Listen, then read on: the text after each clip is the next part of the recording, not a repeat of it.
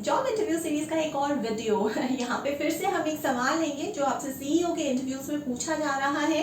चाहे आप पहली बार सीईओ के इंटरव्यू में अपियर होने जा रहे हैं या आपके पास पिछला वर्क एक्स है एज अ सीईओ। बात है कि ये सवाल आपसे क्यों पूछे जाते हैं। इन सवालों से बोर्ड ऑफ डायरेक्टर्स आपके बारे में क्या जानने की कोशिश करते हैं और क्यों जानने की कोशिश करते हैं। तो चलिए सवाल देखते हैं। जो सवाल बहुत ज्यादा पूछा जा रहा है आजकल के समय में, जिसमें कुछ भी कभी भी चेंज हो सकता है, डिस्ट्रप्शंस पे डिस्ट्रप्शंस हो रही है, तो वहां पे आजकल बोर्ड ऑफ डायरेक्टर्स आपको सीईओ के इंटरव्यूज में पूछ रहे हैं कि इस इंडस्ट्री का फ्यूचर ट्रेंड क्या होने वाला है। आपको कितना पता है इस इंडस्ट्री के बारे में, ये गेज करने के लिए। इसके पीछे लॉजिक ये है, जी हाँ आपने सही कहा, बोर्ड ऑफ डायरेक्टर्स भी जैसे हम लोग भी जानना चाहते हैं कि जो भी चीजें हम आजकल इस्तेमाल करते हैं, जितने भी प्रोडक्ट्स या सर्विसेज, उनका फ्यूचर क्या होने वाला है, क्या कुछ चेंजेस आने वाले हैं, और अगर चेंजेस आने वाले हैं तो किस लिमिट तक जो है वो हम उन चेंजेस को सर्वाइव कर सकते हैं, और किस लिमिट तक जो हमारे आज के प्रोडक्ट्स या सर्विसेज हैं वो एकदम खत्म हो जाएंगे, एकदम वैनिश हो जाएंगे और हम किसी और प्रोडक्ट या सर्विस को इस्तेमाल कर रहे होंगे। इसी तरीके से बोर्ड ऑफ डायरेक्टर्स को एक ऐसा सीईओ अपनी कंपनी में चाहिए जो एनविजनिंग रखता हो, जो दूर की सोच सकता हो, फोरसाइटेडनेस, जो एक ऐसा बंदा हो जिसको ये पता है कि हाँ भाई ठीक है, अगर ये सारी की सारी चीजें आजकल ऐसी हो रही हैं इस इंडस्ट्री में जिसमें हमारी कंपनी भी आती है, बाकी कंपेटिटर्स इस चीज में ऑलरेडी जा चुके हैं, ऐसा तो नहीं कि अगर आप में एनविजनिंग की वो पावर ही नहीं है एज अ सीईओ तो आप पहले से ही समझ ही नहीं सकते। आपको कभी भी आगे भी समझ में नहीं आने वाला है कि अगर हमारे कंपेटिटर्स जा रहे हैं तो कहीं कुछ बहुत ज्यादा इंपॉर्टेंट चीज तो नहीं है जो हम मिस कर रहे हैं उस एरिया में वेंचर ना करके। तो बोर्ड ऑफ डायरेक्टर्स इस सवाल से जानने की कोशिश करते हैं कि आप एनविजन करते हो, फ्यूचर का देख पाते हो, नहीं देख पाते हो, और अगर देखते हो तो कितना लॉजिक बेस्ड आपकी फोरसाइटेडनेस है। और हाँ, ऐसा भी नहीं है कि सिर्फ और सिर्फ आपको वहीं पे बैठ के अपनी फोरसाइटेडनेस दिखानी है। अगर आपने पीछे का कोई भी होमवर्क और प्रिपरेशन नहीं की है इंटरव्यू के लिए तो आपको कुछ भी नहीं पता कि रिसर्चर्स और डेटा और फ्यूचर ट्रेंड्स कैसे होने वाले हैं, आप ठीक तरीके से प्रिडिक्ट नहीं कर पाओगे। देखो, प्रिडिक्शन भी जो है ना, जो एग्जीक्यूशन भी है प्रिडिक्शन का, वो भी नॉलेज बेस्ड होता है। वो नॉलेज आपको कहाँ से आएगी? आपको अलग अलग रिसर्च के जर्नल्स पढ़ने हैं, मटेरियल्स पढ़ने हैं, जो सारा रिसर्च डेटा पता लगाना या इससे कोई भी इंफॉर्मेशन एक्सट्रैक्ट करना बहुत ज्यादा मुश्किल नहीं है। अगर आप चाहते हो, आप जो भी कुछ चाहते हो ना लाइफ में, ये भी आई नो आपको नहीं पता है कि आप वो पा सकते हो, आप वो एक शक्ति है, लेकिन आपको उस शक्ति के बारे में भी नहीं पता है। चलिए ठीक है, उसके बारे में हम सेशन में किसी और दिन में बात करेंगे।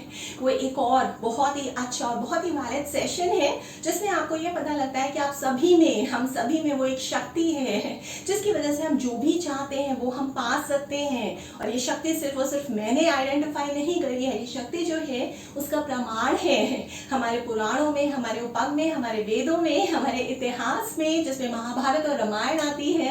इन सब में सारी की सारी बातें जो है वो कहीं गई हैं। इसके अलावा मान लीजिए कि आप प्रिपरेशन करके आए हैं इंटरव्यू में बढ़िया तरीके से, आपके पास सारा रिसर्च डेटा है, बट उस रिसर्च से भी आप ज्यादा ऊपर को सोच सकते हैं जो उस डेटा में अभी तक मेंशन नहीं किया गया है। और अगर ऐसा कोई फ्यूचर ट्रेंड आप खुद आइडेंटिफाई करके बोर्ड ऑफ डायरेक्टर्स को अपनी फोरसाइटेडनेस के थ्रू बता सकते हो, जो अभी तक रिसर्च्ड नहीं है, जो अभी तक किसी भी डेटा में प्रेजेंट नहीं है, तो मेरी मानो बोर्ड ऑफ डायरेक्टर्स आपसे बहुत ज्यादा इंप्रेस और कन्विंस होने वाले हैं। उन्हें एक्चुअली आपको सिलेक्ट करने से पहले ही आपके आइडिया को अब यहाँ इसे इंटरव्यू से एक्सट्रैक्ट कर लेना है और उसे इम्प्लीमेंट भी कर देना है आपकी ज्वाइनिंग से पहले ही क्योंकि बहुत बार क्या होता है इंटरव्यूज में सिर्फ और सिर्फ आप ही नहीं सीखते हो, बहुत सारे इंटरव्यूअर्स, बहुत सारे बोर्ड ऑफ डायरेक्टर्स या बहुत सारे सीईओज या किसी भी लेवल ऑफ हायरार्की ये लोग जो आपसे इंटरव्यू ले रहे हैं वो भी आपसे बहुत कुछ ऐसा सीख जाते हैं, अनजाने में नहीं, जान के आपसे सवाल पूछ के जो चीजें शायद वो भी नहीं जानते थे और उनको भी बेनिफिट होता है, और वो इस तरीके से आपकी कंपनी को आपकी ज्वाइनिंग से पहले ही एज अ सीईओ प्रिपेयर करने लग जाते हैं। देखो भाई, बोर्ड ऑफ डायरेक्टर्स को भी तो थोड़ा समय चाहिए आपको समझने का, और जितना ज्यादा वो आपको इंटरव्यू में ही समझ जाएंगे उतना ज्यादा उन पे समय होगा कंपनी को उस तरीके से अडॉप्ट करवाने का, उतना ज्यादा वो एग्जीक्यूटिव्स को पहले ही प्रिपेयर कर पाएंगे, उनको बता पाएंगे कि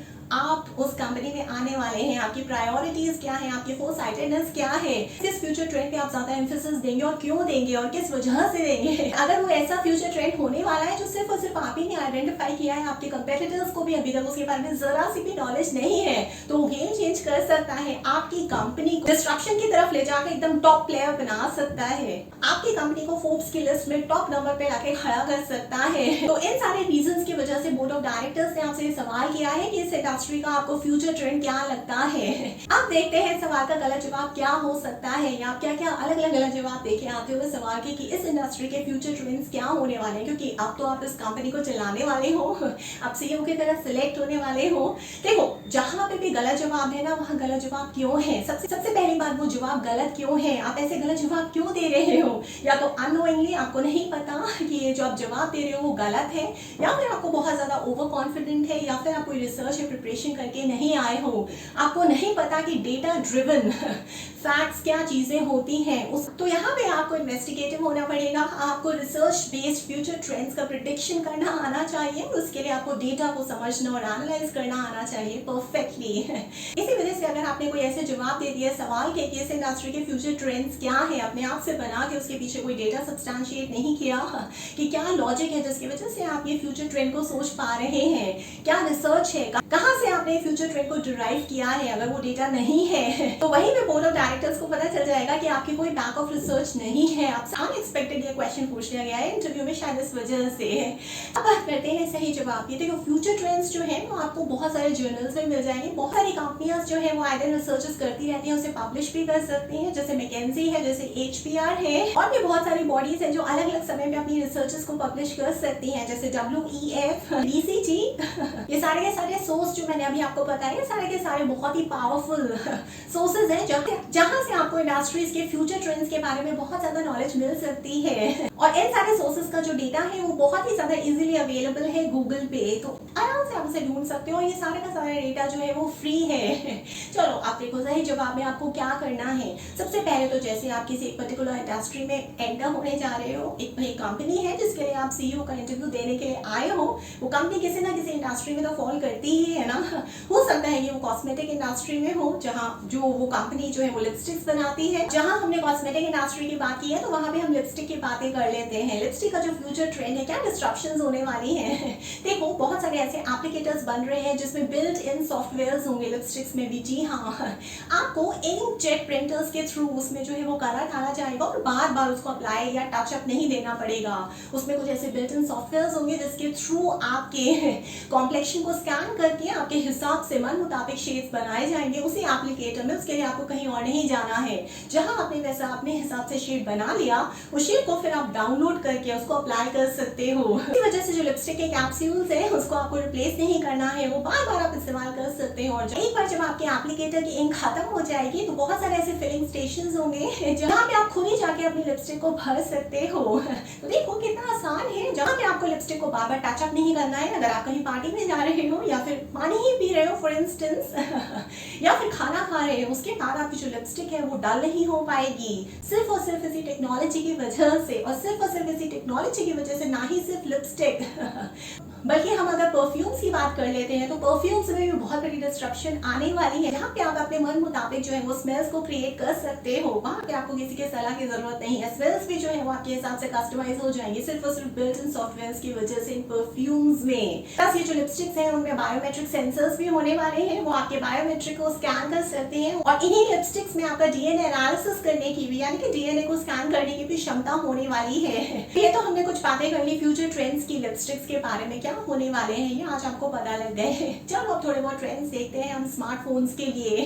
अगर हम स्मार्टफोन इंडस्ट्री में जा रहे हैं एज अ CEO इंटरव्यू देने के लिए तो याद रखना ये कुछ फ्यूचर ट्रेंड्स हैं। अगर आप आजकल में CEO के इंटरव्यू के लिए अपेयर होने वाले हो और अगर आप एक ऐसी कंपनी के लिए इंटरव्यू देने जा रहे हो एज अ CEO जो स्मार्टफोन से डील करती है, वहां पे आपसे बोर्ड ऑफ डायरेक्टर जरूर ये सवाल करने वाले हैं कि इस स्मार्टफोन इंडस्ट्री का क्या फ्यूचर ट्रेंड्स आप देखते हो। तो देखो, बहुत सारी रिसर्चेस हुई हैं और ये पता लगा है कि जो स्मार्टफोन्स हैं इनमें फ्लेक्सिबल डिस्प्लेस होने वाले हैं। फ्लेक्सिबल डिस्प्ले से मेरा मतलब ये है कि अब आपको इरिटेशन नहीं होगी कि अगर आपके स्मार्टफोन का जो डिस्प्ले है वो बहुत ज़्यादा छोटा है, और अगर आपने अपने किसी दोस्त का डिस्प्ले देखा तो उसका डिस्प्ले बहुत ही अच्छा यूनिक बड़ा सा है, जहाँ पे चीज़ें बहुत अच्छी तरीके से देखते हो और आपकी आंखों पे जोर नहीं पड़ता है।